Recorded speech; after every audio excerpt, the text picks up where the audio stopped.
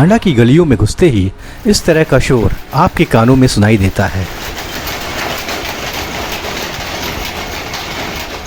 ये शोर है टांडा की लूम का, जिसने टांडा को बुनकर नगरी के रूप में पहचान दिलाई है। पिछले कुछ सालों में टांडा में हथकरघे की जगह विद्युतीकृत करघे यानी पावर लूम्स ने ले ली है।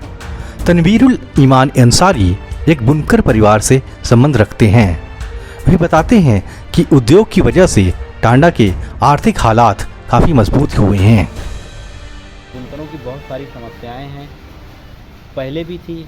पहले 2006 से पहले यहाँ पर मीटर रीडिंग से बिल ली जाती थी। बुनकर कम्युनिटी के पास तब कम लूम था, पावर लूम मशीनों की संख्या कम थी, कुछ ही लोगों के पास था, लोगों के पास गरीबी थी। उसके बाद 2006 में उत्तर प्रदेश की वर्तमान जो सरकार थी, उसने बुनकरों की भलाई के लिए एक योजना के तहत बुनकरों को बिजली में सब्सिडी दी।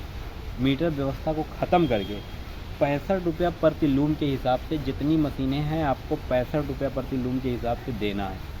इससे बुनकरों में खुशी की लहर हुई और बुनकर समाज जो है तरक्की करने लगा।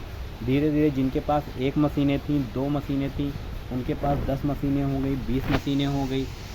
लोग तरक्की किए। पहले यहाँ पर टांडा पूरा छोटा सा कस्बा है, यहाँ पर कच्चे मकान आपको बहुत मिलते थे, शैक्षिक योग्यताएं भी लोगों की बहुत कम थी।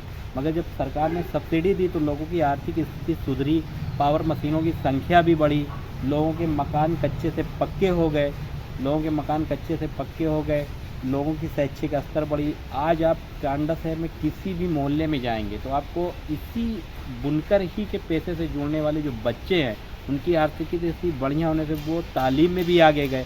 पूरे टांडा के किसी भी मोहल्ले, किसी भी गली में जाएंगे तो आपको एक आध डॉक्टर, एक आध इंजीनियर, कोई सरकारी कर्मचारी आपको मिल ही जाएगा।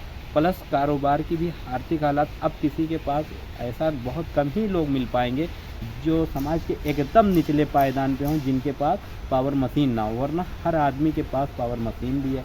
टांडा की तरक्की के पीछे सब्सिडी का भी एक अत्यंत ही महत्वपूर्ण योगदान था, लेकिन गत वर्षों में विद्युत विभाग द्वारा प्रति लूम चार्ज में बेतहाशा वृद्धि कर दी गई है। शहनवाज बज़मी टांडा में बाज़मी फाउंडेशन नाम की एक संस्था चलाते हैं जो बुनकरों के बीच काम करती है। वो बताते हैं, तो अभी मौजूदा जो बुनकरों की सबसे अहम प्रॉब्लम है वो बिजली का मुद्दा है कि मौजूदा सरकार ने बिजली फिक्स रेट में तकरीबन 6 से 8 गुने की वृद्धि कर दी है।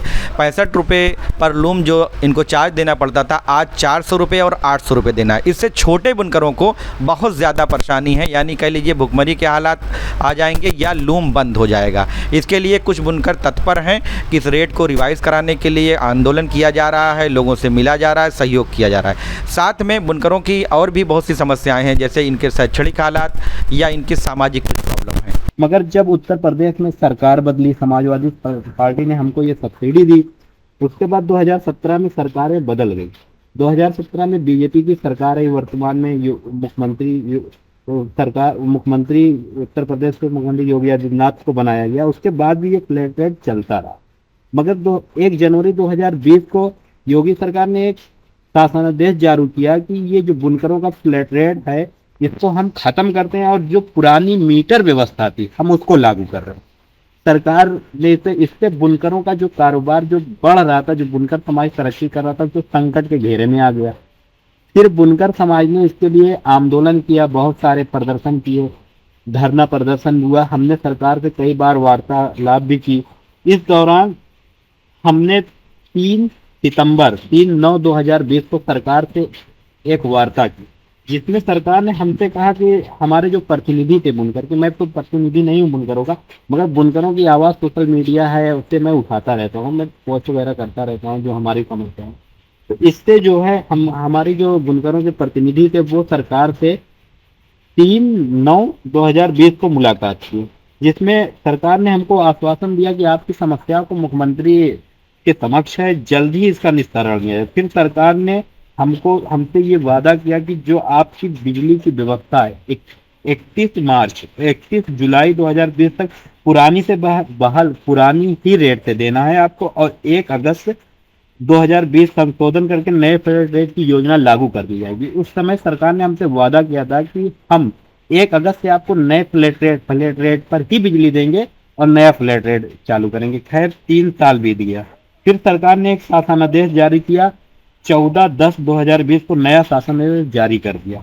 इस शासनादेश के जिसके बाद ये शासनादेश जारी हुआ जिसमें बुनकरों को फ्लैट रेट ही पे, मगर फ्लैट रेट बहुत ज़्यादा अधिक था, जिस पे फिर बुनकरों ने सरकार के प्रतिनिधियों से और बुनकर के प्रतिनिधियों ने बात की। फिर सरकार ने हमसे वादा किया कि हम आपको फ्लैट रेट में फिर से संशोधन करके कम से कम बुनकरों को सस्ते रेट पर बिजली देंगे। तो फिर हमको सरकार ने नया शासनादेश जारी करने में हमने सरकार से कई बार वार्तालाप की, क्योंकि इधर 2023 चलने लगा, 2 साल में 3 साल में लगभग हमको विद्युत विभाग वालों ने बहुत ज़्यादा उत्पीड़न किया, किसी का कनेक्शन काट दिया, किसी को ओवरलोड के हिसाब से परेशान किया। तो हमने सरकार से बराबर वार्तालाप करते थे, सरकार ने भी जल्दी दिखाई। सरकार ने हमारा एक नया शासनादेश जारी किया 31 मार्च को जारी किया, जिसमें सरकार ने कहा कि आपका जो पुराना फ्लैट रेट था 31 मार्च 2023 तक आपकी वही पुरानी व्यवस्था लागू रहेगी और नया शासनादेश जो है 1 अप्रैल 2023 से जो है नया जो अध्यादेश शासनादेश आया उसमें प्रति मशीन जो 65 रुपया था उसको 6 गुना बढ़ाकर 400 रुपया कर दिया गया। जो बुनकरों और शर्त लगा दी, पहले ये था कि चाहे जितनी मशीन हो, चाहे छोटी जोत वाला बुनकर हो, चाहे छोटी कारखाने वाला बुनकर हो, चाहे बड़े कारखाने वाला, सबके लिए समान थी। मगर सरकार ने इसमें बांट दिया कि अब बस 5 किलोवाट तक के बुनकरों को ही सब्सिडी मिलेगी, उससे ज़्यादा वाले को नहीं मिलेगी। उसके ज़्यादा वाले के लिए नहीं, तो सरकार ने हमको 400 रुपया भी ज़्यादा है, प्लस हमारे वहाँ फिनिशिंग मशीन वगैरह भी चलती है, जो फिनिशिंग मशीन 25 किलोवाट, कम से कम 25 किलोवाट पे चलती है, जिसको सरकार ने जब फिनिशिंग मशीन 25 किलोवाट पे चलती है तो इससे हमारे कपड़े की लागत और बढ़ जाती है। हमारे कपड़े की लागत बढ़ जाती है तो हमारा फ़ायदा, अगर फिनिशिंग मशीन को हम इसमें नहीं रखेंगे तो हमारा कपड़ा फिर भी महंगा पड़ेगा। मार्केट में इतना कंपटीशन, सरकार हमको धागे वगैरह पे सब्सिडी नहीं देती। इसी से जो है हम चाहते हैं कि भाई महंगाई के हिसाब से बड़ा जो 65 रुपया है उसको बढ़ाकर सरकार 200 रुपये कर दे, 150 रुपये कर दे, धीरे धीरे बढ़ाए। एक बैग इतना बुनकर पहने के बाद, जिससे जो है जो छोटे बुनकर हैं जिनके पास 8-10 मशीनें हैं उनके पावर जो बकाया हो रहा है और अभी इतनी इनकम भी नहीं होती मशीन पे, छोटे बुनकर अपना लूम बन करके दूसरी तरह जैसे सऊदी अरब है, इधर खाड़ी देशों की तरफ रुख कर रहे हैं। हमारी मेन समस्या यही है। पावर लूम उद्योग में एक वर्गीकरण भी काम करता है और छोटे बुनकर और मजदूर कपड़े के उद्योग में हो रही तरक्की का फायदा नहीं ले पाते हैं। दमूक नायक ने बात की ऐसे एक व्यक्ति से। हमारा पहले जो रेट था 143 रुपया हार्ट था, अब उसमें 8 गुना बढ़ोतरी राज्य सरकार द्वारा कर दी गई है। हम चाहते हैं हमारे जिस तरह से हर चीज़ में बढ़ोतरी हुई उसी तरह से 1% या 2% बढ़ोतरी कर दी जाए। जिस तरह से बुनकरों की समस्याएं आम दिन बढ़ती जा रही है, हमारे यहाँ ना कोई मेडिकल कॉलेज है, ना कोई बड़े अस्पताल हैं, ना कोई किसी तरह की फैसिलिटी दी जाती है। सिर्फ बुनकरों को बिजली विभाग द्वारा उत्पीड़न हो रहा है। यही सारी हमारी समस्याएं। हमारा यही निवेदन है कि जिस तरह से किसानों को बिजली बिल सब्सिडी में दी जा रही है उस तरह से हमें भी बिजली बिल हमें कुछ बढ़ोतरी करके दी जाए। आप रॉ मटेरियल कहाँ से लाते हो? हमारा मटेरियल हम बड़े आदमी के यहाँ पे लाते हैं, अपना चलाकर उन्हें दे देते हैं। हमें मजदूरी मिलती है सिर्फ। पहले कड़ुआ तेल का रेट 60 रुपया हुआ करता था, फिर भी बिनाई 3 रुपये थी। आज तकरीबन 15 साल हो गए, कड़ुआ तेल का रेट 160 रुपये में, हमारी बिनाई सिर्फ 3 ही रुपये मीटर रह गई है। पेट्रोल के दाम पहले 60 रुपये थे, आज तकरीबन 98 रुपये हो गए हैं। इस तरह से हमारी तमाम परेशानियां हैं जो बुनकर समाज झेल रहा है और आगे अपने बच्चों के भविष्य के बारे में सोच नहीं पा रहा है। हमें खाने की नहीं हो रही है, हम अपने बच्चों को कहाँ से पढ़ाएंगे, कहाँ से उनको आगे ले जाएंगे। ऐसा नहीं है कि बिजली में सब्सिडी नहीं दी गई है, लेकिन इसकी शर्तें इसको निष्क्रिय बना देती हैं।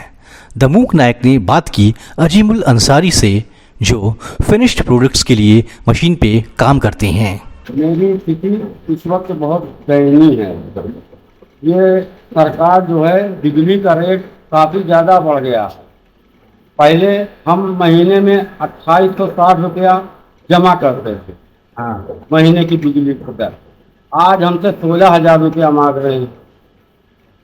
अब 16,000 देने के लिए हमें कपड़े का रेट, फिनिशिंग का रेट बढ़ाना पड़ेगा, और जिससे 1 रुपया बढ़ाएंगे नहीं, तो किस चीज़ का जमा करते थे? 2800 रुपया, 16,000 रुपया? ठीक आपका होगा एक सिलेंडर मशीन का। हाँ। आज हमसे 16,000 मांगा जा रहा है, अच्छा। हम कहाँ से देंगे? इस वजह से लोग माल भी नहीं दे रहे हैं काम करने के लिए कि फिनिशिंग करें। हाँ। इससे बहुत परेशानियां, सरकार से आग्रह है कि हमारा रेट जो है कम से कम बढ़ाएगा, ताकि हमारे लिए जीने में दुश्वारी ना हो। अच्छा, ये माल कहाँ तक जाता है? ये माल पूरे हिंदुस्तान में जाता है, अच्छा, टांडा का। ठीक है।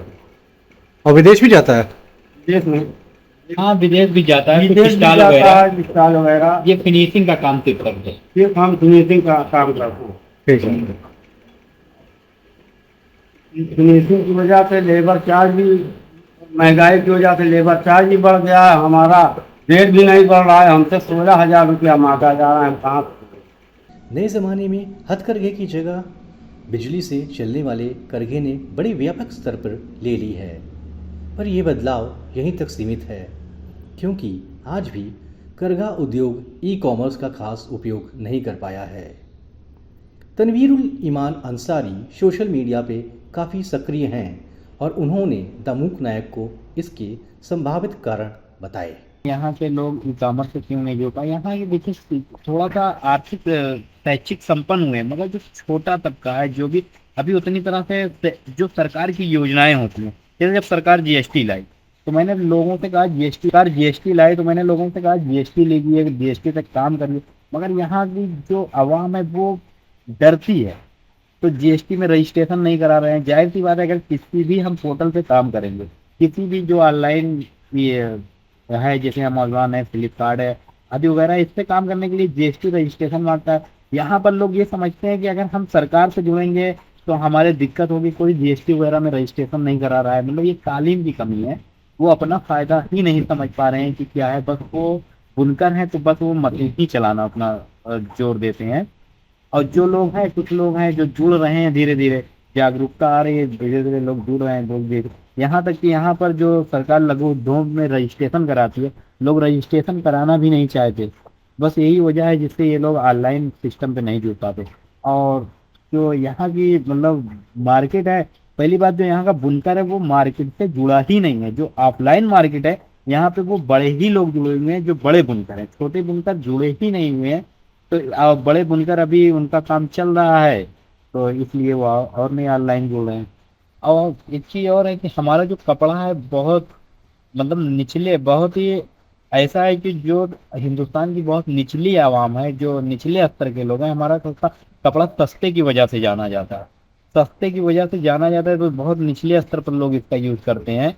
तो ऑनलाइन इसकी बिक्री उतनी संभव नहीं है, क्या है कि जो निचला तबका है वो मोबाइल वगैरह का इस्तेमाल भी नहीं करता उतना, और जो व्यापारी हैं उनको जब ऑफलाइन माल मिल जा रहा है परते में, तो ऑनलाइन क्यों जाए।